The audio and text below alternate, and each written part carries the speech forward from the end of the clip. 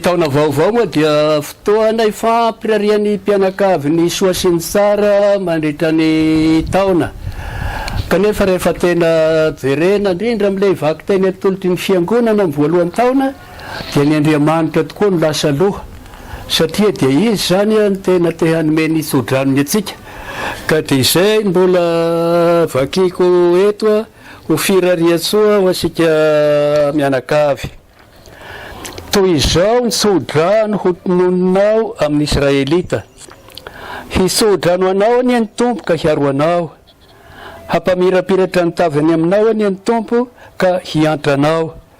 Hanandratra ny tavany aminao any ny Tompo ka hanome anao ny fiadanana. Ka Andriamanitra no mirary ny fiadanany ho asika mianakavy. Fa izao raha raisitsika ho eo ampivoasika lalandava izy, indrindra amin'ny alalan'ny zanany izay ny rahany hamonjy isika.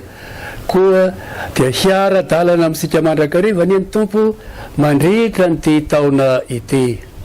Miara-dalana amintsika isanandro ny Tompo, agnatin'ny hafaleana, agnatin'ny